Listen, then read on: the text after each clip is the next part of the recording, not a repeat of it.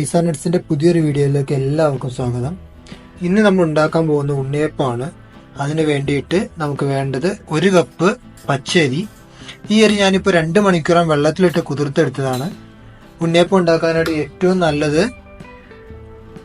ഇഡ്ഡലിക്ക് നമ്മൾ ഇഡ്ഡലിമാവ് ഉണ്ടാക്കാൻ വേണ്ടി ഉപയോഗിക്കുന്ന അരിയാണ് ഏറ്റവും നല്ലത്. അതല്ല നിങ്ങൾക്ക് സാധാ പച്ചരിയാണ് ഉള്ളതെങ്കിൽ അതും എടുക്കാം. ഇപ്പോൾ 1 കപ്പ് അരി 2 മണിക്കൂർ നേരം വെള്ളത്തിലിട്ട് കുതിർത്തെടുത്തതാണിത്.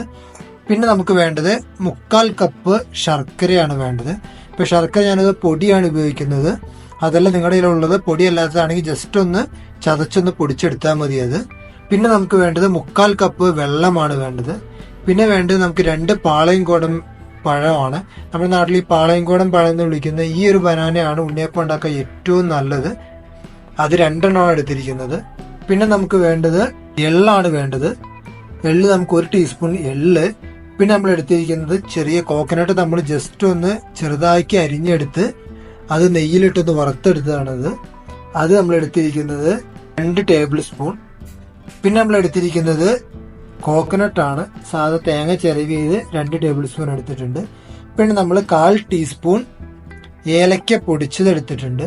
പിന്നെ നമുക്ക് വേണ്ടത് 1 ടേബിൾ സ്പൂൺ നെയ്യ് വേണം. പിന്നെ നമുക്ക് ഈ ഉണ്ണിയപ്പം വറുത്തെടുക്കാൻ ആവശ്യത്തിനുള്ള വെളിച്ചെണ്ണയും വേണം. അപ്പോൾ ആദ്യം നമുക്ക് ഈ ശർക്കര ഈ 1/4 കപ്പ് വെള്ളം ചേർത്ത് ജസ്റ്റ് ഒന്ന് നമുക്കൊന്ന് മെൽറ്റ് ചെയ്തെടുക്കാം. ഒരുപാട് കരിയിച്ച് കളയണ്ട. ഇതൊന്ന് അതിൻ്റെ കൂട്ടത്തിലൊന്ന് വെള്ളത്തിലൊന്ന് അലിഞ്ഞ് കിട്ടുന്ന രൂപത്തിലായാൽ മതി. ആദ്യം നമുക്ക് ഈ ശർക്കര ഉരുക്കിയെടുക്കാം. അപ്പം നമ്മൾ അതിന് വേണ്ടിയിട്ട് ഒരു ചൂട് കട്ടിയുള്ള പാത്രത്തിൽ ശർക്കര അടുപ്പത്തിട്ടിട്ടുണ്ട്. ഇനി ഇതിലേക്ക് നമ്മൾ 1/4 കപ്പ് വെള്ളം ചേർത്ത് കൊടുക്കുകയാണ്.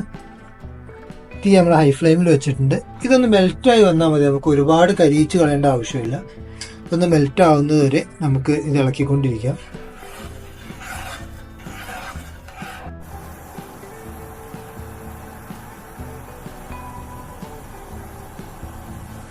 ഇതിപ്പോൾ ശർക്കര നന്നായിട്ട് മെൽറ്റ് ആയിട്ടുണ്ട്.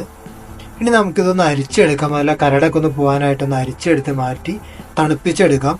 എന്നാൽ മാത്രമേ നമ്മൾ ഇത് ഉപയോഗിച്ച് നമുക്ക് അരി അരയ്ക്കാൻ കഴിയുള്ളൂ. അപ്പോൾ നമുക്കിതൊന്ന് നന്നായിട്ട് തണുപ്പിച്ചെടുക്കാം.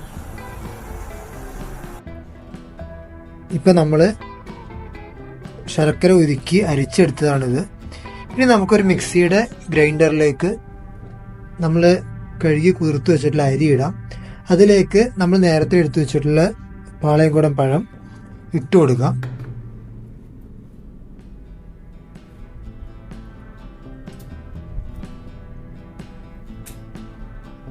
ഇനി ശർക്കര പാനി കുറേശ്ശെ അതിലേക്ക് ഒഴിച്ച് നമുക്കിതൊന്ന് നന്നായിട്ട് അരച്ചെടുക്കാം.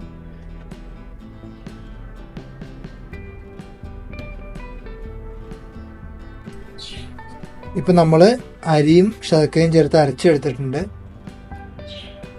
ഇതിൻ്റെ കൺസിസ്റ്റൻസി എന്ന് പറയുന്നത് നമ്മൾ ഏകദേശം ഒരു ഇഡ്ഡലിമാവിൻ്റെ കൺസിസ്റ്റൻസിയിലാണ് നമുക്കിത് കിട്ടേണ്ടത്. ഇനി എങ്ങാനും നിങ്ങൾ ഉണ്ടാക്കുന്ന മാവിന് കട്ടി കുറയോ എന്തെങ്കിലും ചെയ്തു കഴിഞ്ഞാൽ വെള്ളം ഒരുപാട് കൂടുതലായിട്ടുണ്ടെങ്കിൽ നിങ്ങൾ ചെയ്യേണ്ടത് അതിലേക്ക് കുറച്ച് ഒരു സ്പൂൺ 1 ടീസ്പൂണൊക്കെ അരിപ്പൊടി മിക്സ് ചെയ്ത് കഴിഞ്ഞാൽ നല്ല തിക്നെസ് ആയി കിട്ടും. ഇപ്പോൾ ഏകദേശം ഇത് അത്യാവശ്യം നല്ല ഒരു കൺസിസ്റ്റൻസി ഇഡ്ഡലിമാവിൻ്റെ കൺസിസ്റ്റൻസിയിൽ ഏകദേശം ഇതേപോലെ കിട്ടിയിട്ടുണ്ട്. അതിൻ്റെ കൂട്ടത്തിൽ ഞാൻ ഇതിലേക്ക് നമ്മൾ നേരത്തെ തയ്യാറാക്കി വെച്ചിട്ടുള്ള തേങ്ങ നമ്മൾ കോക്കനട്ട് ചെറുതായി കട്ട് ചെയ്ത് നെയ്യിൽ വറുത്തെടുത്ത് ആഡ് ചെയ്ത് കൊടുക്കുകയാണ്.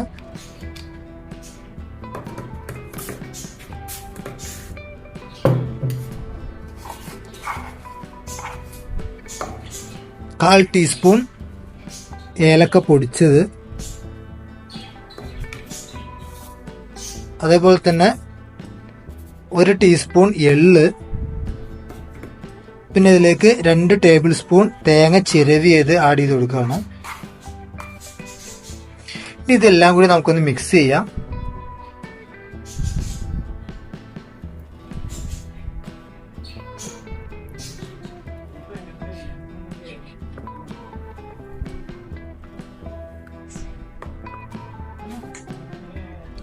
ഇതിലേക്ക് ഇനി 1 ടേബിൾ സ്പൂൺ വെള്ളം കൂടി ആഡ് ചെയ്തതിൻ്റെ കൺസിസ്റ്റൻസി ഒന്ന് കറക്റ്റ് ആക്കാൻ വേണ്ടിയിട്ട് നന്നായിട്ടൊന്ന് ഇളക്കിയിട്ട് നമുക്ക് 2-3 മണിക്കൂറോളം നമുക്ക് ഇതൊന്ന് ജസ്റ്റ് മാവൊന്ന് ഫെർമെൻറ്റേഷൻ ആവാൻ വേണ്ടി വെക്കാം. ആ മാവൊക്കെ ഒന്ന് പുളിച്ചൊന്ന് ചെറുതായിട്ടൊന്ന് പൊങ്ങി വരും.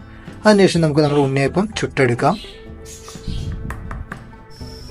ഇപ്പം നമ്മുടെ മാവ് 3 മണിക്കൂറോളം നമ്മൾ മാറ്റി വെച്ച് അത്യാവശ്യം നല്ല രൂപത്തിൽ ഫെർമെൻ്റൊക്കെ ആയിട്ടുണ്ട്. ഇനിയിപ്പോൾ ഇതിലേക്ക് ഞാനിപ്പോൾ 1 നുള്ളു ഉപ്പും അതേപോലെ ഒരു പിഞ്ച് ബേക്കിംഗ് സോഡയും കൂടി ആഡ് ചെയ്ത് കൊടുക്കുകയാണ്. ഇവിടെ ഈ മെയിനായിട്ട് യൂസ് ചെയ്യുന്നത് കോക്കനട്ട് ഓയിലാണ്. അപ്പോൾ 1 കപ്പ് കോക്കനട്ട് ഓയിലിലേക്ക് ഞാൻ യൂസ് ചെയ്യുന്നത് 1 ടേബിൾ സ്പൂൺ നെയ്യ് കൂടെ ചേർത്തിട്ടുണ്ട്. അപ്പോൾ ഓരോ നമ്മൾ ഇതിൻ്റെ കള്ളികളിലേക്കും നമുക്ക് ഏകദേശം അതിനടുത്ത് നമുക്ക് ഓയിൽ ഒഴിച്ചു കൊടുത്തുകൊണ്ടിരിക്കണം. ചട്ടിയിലേക്ക് ഓയിൽ ഒഴിക്കുമ്പോൾ ഫ്ലെയിം ഹൈ ഫ്ലെയിമിലാണ് വെച്ചിരിക്കുന്നത്. അതേപോലെ തന്നെ ഓയിൽ ഒഴിച്ചു കഴിഞ്ഞാൽ ചട്ടി നന്നായിട്ട് ചൂടാവുന്നവരെ കാത്തിരിക്കണം. ചൂടായി കഴിയുമ്പോൾ ചെറുതായിട്ട് അതിൽ നിന്ന് പുക പോലെ മുകളിലേക്ക് വന്നു തുടങ്ങും. ആ സമയത്ത് നമുക്ക് മാവ് ഒഴിച്ചു കൊടുക്കാം. ചട്ടി ഇപ്പോൾ നന്നായിട്ട് നല്ലോണം ചൂടായിട്ടുണ്ട്. ഇപ്പോൾ ഇതിലേക്ക് നമുക്ക് ഓരോന്നിലേക്ക് നമുക്ക് ഈ ഉണ്ണിയപ്പത്തിൻ്റെ മാവ് നമുക്ക് ഒഴിച്ചു കൊടുക്കാം. മാവ് ഒഴിച്ചു കഴിഞ്ഞാൽ ഫ്ലെയിം മീഡിയം ഫ്ലെയിമിലേക്ക് നമ്മൾ മാറ്റി വയ്ക്കണം, അല്ലെങ്കിൽ ഇത് കരിഞ്ഞു പോവും.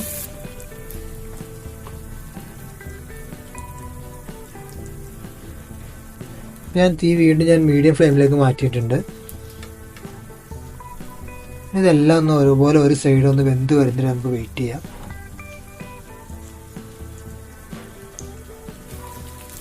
ഇപ്പോൾ ഏകദേശം ഒരു സൈഡ് ആയിട്ടുണ്ട്. ഞാൻ ഇപ്പോൾ മറച്ചിടുകയാണിത്.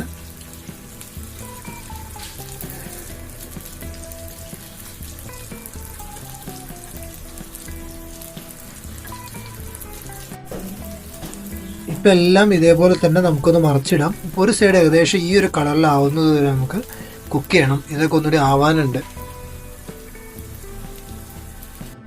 നമ്മുടെ ഉണ്ണിയപ്പം റെഡി ആയിട്ടുണ്ട്. നമുക്കിനി ഇത് ഓരോന്നായിട്ട് നമുക്ക് എടുക്കാം. അതിനുശേഷം നമുക്ക് സെർവ് ചെയ്യാനുണ്ട്.